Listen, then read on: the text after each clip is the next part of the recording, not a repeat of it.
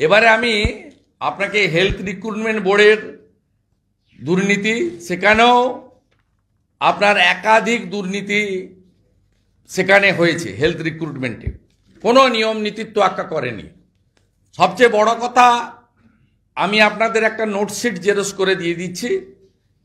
2018 onward private medical কলেজে admitting candidate NRI quota by forging the embassy document in connivance with the Sastho Bhavan, the head of which is the Director of Medical Education DME. এখানে সমস্ত document ফর্জি করা হয়েছে এবং electronics complex police station ECPS case number 58 of 2024 against the DME West Bengal and other private medical college. Crores of rupees, more than 100 crores NRI কোটাতে এরা এই করেছেন এবং সমস্ত জায়গায় পুলিশের লোকেরা তারা ভয়ে, যেহেতু 14 তলার আশীর্বাদ আছে, সেহেতু এরা কেউ ভয়ে কোথাও কেস করতে কেসকে প্রসিড করতে পারেনি। এবং বাকি যেগুলো আছে তার মধ্যে আরেকটা বড় জিনিস, আমি আপনাদের এনআরআই রিক্রুটমেন্টের কথা বলেছি, প্রকিউরমেন্টের কথা বলেছি। এবারে আরজি করে আপনারা দেখুন যে মামলাটা আক্তার আলীর করা মামলায় তরুণজ্যোতি তেওয়ারি পাশে আছেন, যদি অ্যাডিশনাল কিছু থাকে ওর কাছ থেকে জেনে নেবেন। সন্দীপ ঘোষের কীর্তি, এটা আরজি করে 20/4/2022 মেডিকেল সুপারিনটেন্ডেন্ট কাম ভাইস প্রিন্সিপাল আরজি কর। এখানে আমি আপনাদের কপি দিয়ে দেব, ডিটেলসে তো এই আধ ঘন্টা 40 মিনিটে বলা যাবে না। Repair order of 52 numbers BP instrument I ward 6 floor 87,850। Repair order 30 number ward locker bed side locker 83,200। এইরকম অসংখ্য আমি আপনাদেরকে দেখিয়ে দেব যে প্রাইসটা মিনিমাম প্রাইস তার 10 গুণ 20 গুণ করে এই আপনার, যেমন ধরুন মেডিকেল প্রোডাক্টস আইএনসি 410 টাকা, সেখানে আপনার এখানে পুরো আছে, আমি কপি আপনাদের দিয়ে দিচ্ছি, আপনার মার্কেট প্রাইস রেট। আর এরা কি রেটে নিয়েছে, আরজি করের কাণ্ড দেখুন। আজকে যে জুনিয়র ডাক্তাররা যে কথাগুলো বলছেন, এটাতে কত বড় করাপশন। আরেকটা মামলা থ্রু কোর্ট হয়েছিল শিয়ালদা কোর্টে 5/4/2024 এই বছরই। তাতে এই টালা পিএসের যে যিনি জেলে আছেন, হ্যাঁ আইও আর কি, মাথায় তো উনি ছিলেন, SI A ঘোষাল, দেখুন সন্দীপ ঘোষকে ক্লিন চিট দিয়েছে এই বছরই। আমি বেশ কিছু ডকুমেন্ট আপনাদের কাছে তুলে দিচ্ছি, আপনাদের যদি কোনো প্রশ্ন থাকে আপনারা করবেন। আমরা দাবি করছি যে এনফোর্সমেন্ট ডাইরেক্টরেট 2টো মামলা নিয়েছেন, আমি আশা করব তৃতীয়টাও মামলাটা নেবেন। এনআরআই রিক্রুটমেন্ট, হেলথ রিক্রুটমেন্ট এবং পারচেজ প্রকিউরমেন্ট, আরজিকর শুধু নয় গোটা রাজ্য জুড়ে এই দুর্নীতিগ্রস্ত স্বাস্থ্যমন্ত্রী তথা মুখ্যমন্ত্রীর আশ্রয়ে নেতৃত্বে যেভাবে হাজার হাজার কোটি টাকা হেলথ সেক্টরে চুরি হয়েছে, যেভাবে জেলা হসপিটাল, জেলার medical college, sub division hospital এবং বিএমওইচ, সিওমওইচ, সুপার প্রিন্সিপালদের কাছ থেকে পারচেজিংয়ের ন্যূনতম ক্ষমতা কেড়ে নিয়ে সেন্ট্রালাইজ টিচার রিক্রুটমেন্ট স্ক্যামের মতো এখান থেকে করা হয়েছে স্বাস্থ্য ভবন থেকে।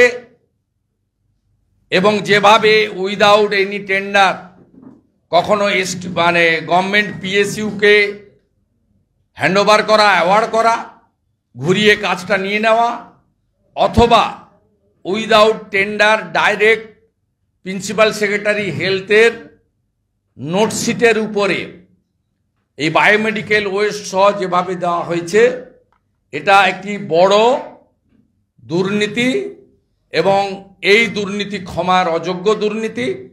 আমি আশা করব দ্রুততার সঙ্গে এই দুর্নীতি সামনে আসবে এবং যার যা তথ্য যেখানে যা আছেন, তদন্তকারী সংস্থাকে যেভাবে সাহায্য করার সুযোগ বা অধিকার আছে ভারতবর্ষের নিয়ম অনুযায়ী, মানি লন্ডারিং অ্যাক্ট অনুযায়ী, আপনারা দিয়ে সাহায্য করুন।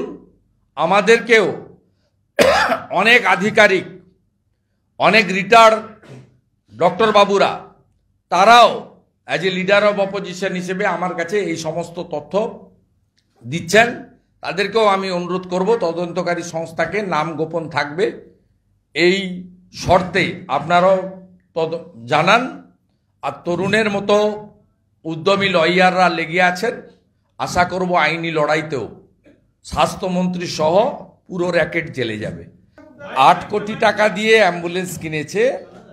বিষয়টা হচ্ছে প্রশ্ন হচ্ছে অনেকগুলো অ্যাম্বুলেন্স, 8 কোটি টাকা একটা অ্যাম্বুলেন্স নয়। কিন্তু আমাদের বক্তব্য দুটো জায়গায়,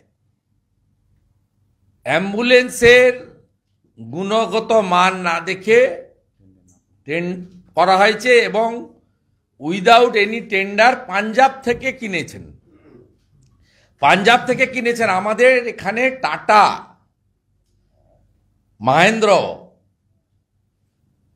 অশোক লেল্যান্ড যারা অ্যাম্বুলেন্স সাপ্লাই করেন, টাটা তো এ ব্যাপারে ওয়ার্ল্ড ফেমাস ট্রমা অ্যাম্বুলেন্সে। মাহিন্দ্রা কোম্পানিও অত্যন্ত দায়িত্ব নিয়ে কাজ করেন। আমরাও অনেক সিএসআরে অ্যাম্বুলেন্স আনি, তারা মাহিন্দ্র কোম্পানি থেকেই করে দেন। এটা তো ছোট, 8 কোটি টাকায় কমিশন হয়তো পেয়েছে 1 কোটি, খুব ছোটখাটো ব্যাপার। আমার কাছে দলিল আছে, মাননীয় মহুয়া ব্যানার্জি, আপনি নিউ টাউনে কার নামে বাড়ি কিনেছেন আছে, মাননীয় নিগম সাহেব সঞ্জয় বনসাল কি কাণ্ড করেছেন সব তথ্য আছে এবং এগুলো সবই সম্ভব হয়েছে মুখ্যমন্ত্রীর আশীর্বাদ আপনাদের উপর ছিল বলে, রাজীব সিনহার আশীর্বাদ আপনাদের উপর ছিল বলে, এবং 2021-এ ক্ষমতায় আসার পরে তদানীন্তন সিএস আলাপন বন্দ্যোপাধ্যায়কে দিয়ে যে কোভিডের 2200 কোটি টাকার তদন্ত করিয়েছিল সরকার, সেই তদন্ত রিপোর্টও পাবলিকলি করা হয়নি। আমরা অ্যাসেম্বলিতে বারে বারে বলেও পাইনি। তদানীন্তন গভর্নর, আজকের উপরাষ্ট্রপতি জগদীপ ধনখড়জিও টুইট করেছিলেন রিপোর্টের কপি চেয়ে, যখন তিনি গভর্নর ছিলেন। তিনি সরকারের কাছে চেয়েছিলেন, সরকার দেননি। অতএব আজকে আমাদের ডাক্তার বোন যেভাবে চলে গেছেন, তারপরে আখতার আলীর সাহসিকতা, তরুণ জ্যোতি তেওয়ারিদের মতো তরুণ উদ্যমী লয়ারদের উদ্যোগ, এনফোর্সমেন্ট ডাইরেক্টরেটের প্রবেশ, এর মধ্য দিয়ে আমরা আশা করব এই সামগ্রিক যে দুর্নীতি, এই দুর্নীতি সামনে আসবে এবং যখন সর্বভারতীয় স্তরে ডাক্তারি পরীক্ষা চালু হয়নি, রাজ্যের কাছে ছিল জয়েন্ট, সেই সময়কালেও এখানে তৃণমূল কংগ্রেসের এমএলএ, নেতা, মন্ত্রীদের পরিবারের লোকেরা কিভাবে জয়েন্ট পাস করে ডাক্তারি পড়ে এখন সবাই এসএসকেএমে চাকরি করছেন, তালিকা দেখলে মাথা খারাপ হয়ে যাবে। এসএসকেএমে তৃণমূল নেতাদের, এমএলএ, মন্ত্রীদের ছেলে মেয়েরা চাকরি করেন। আমি আমার ভাই বোনেদের নাম আর বলতে চাই না। আপনি মারাত্মকভাবে পাবেন এটা। আমাদের ভিডিও ভালো লাগলে লাইক এবং শেয়ার করুন। কমেন্ট সেকশনে গিয়ে জানান আপনাদের মতামত। আরও ভিডিও পেতে আমাদের চ্যানেল সাবস্ক্রাইব করুন এবং প্রতি মুহূর্তে খবরের আপডেট পেতে প্রেস করুন বেল আইকন।